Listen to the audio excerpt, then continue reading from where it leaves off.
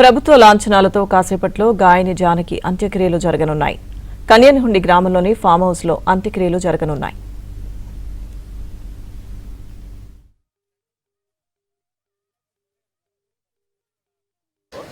Singer మను గారు జానకమ్మ మృతదేహానికి నివాళులర్పించారు. ఆయనతో అమ్మతో పాటు ఆయనకున్న అనుబంధాన్ని తెలుసుకుందాం.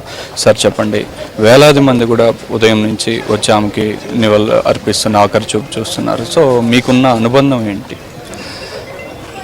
నేను ఆల్మోస్ట్ 86లో ఫస్ట్ పాట పాడానండి ఆవిడతో. అది పాడింది కన్నడ ప్రేమలోక అనే సినిమా. దాని తర్వాత 86లో ఇళయరాజా గారు ఇంట్రడ్యూస్ చేశారు తమిళ్లో. తెలుగులో ఆవిడతో చాలా పాటలు పాడాను. అంటే ఆవిడ ఎంకరేజ్ చేసే విధంగానివ్వండి, ఆవిడ మన మీద చూపించే ప్రేమ అతీతమైనది.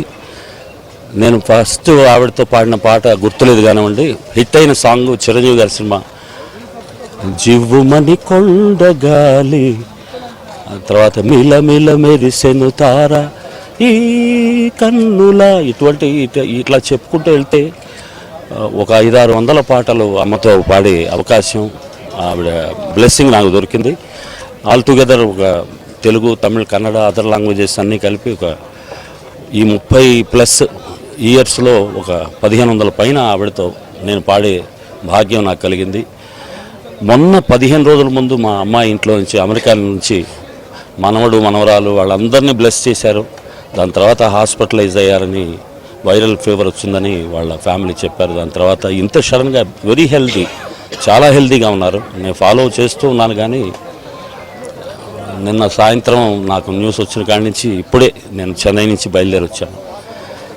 మహాతల్లి నెల్లూరు నుంచి అన్నయ్య బాలసుబ్రహ్మణ్యం గారిని ఒక టాలెంట్ దీంట్లో కాంపిటీషన్లో ఆవిడ చూసి సెలెక్ట్ చేసి కోదండపాణి గారి ఎట్లా చెప్పిందో ప్రతి మ్యూజిక్ డైరెక్టర్ దగ్గర మా అందరి గురించి కూడా అలాగే ఎంకరేజ్ చేసిన మహాతల్లి అమ్మ జానకమ్మ.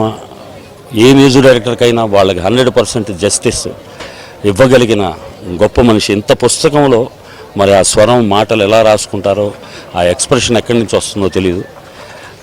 మహాతల్లిని మర్చిపోలేం. జీవితం మనిషి ఉన్నంత వరకు ఆవిడ గొంతు ఉంటుంది. ఆవిడతో పనిచేసే అవకాశం, అదృష్టం కల్పించిన భగవంతుడికి ధన్యవాదాలు తెలియజేస్తూ. అండ్ మామూలుగా సింగర్ అంటే కొన్ని రాష్ట్రాలకు సంబంధించి కొన్ని భాషల్లో పాడుతారు. అయితే అమ్మ అనేక భాషల్లో పాడింది.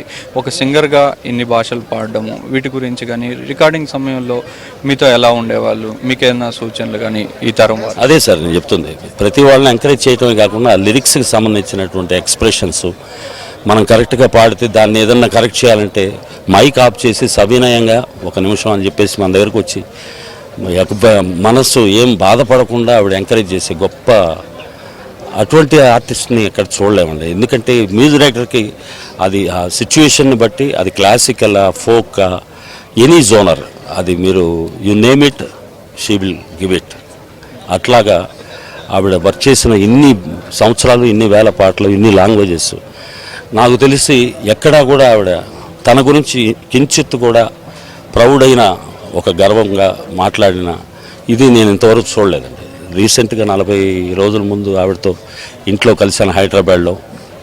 చాలాసేపు మాట్లాడుకున్నాం, చాలాసేపు పాత పాటలన్నీ గుర్తు చేశారు.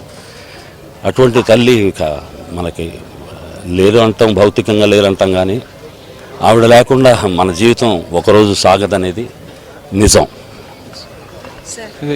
సింగర్ మను గారు చెబుతున్నది, ఆమె నివాళులు అర్పించిన నేపథ్యంలో ఆయన కొంత భావోద్వేగానికి గురైతూ కూడా మాట్లాడడం జరిగింది.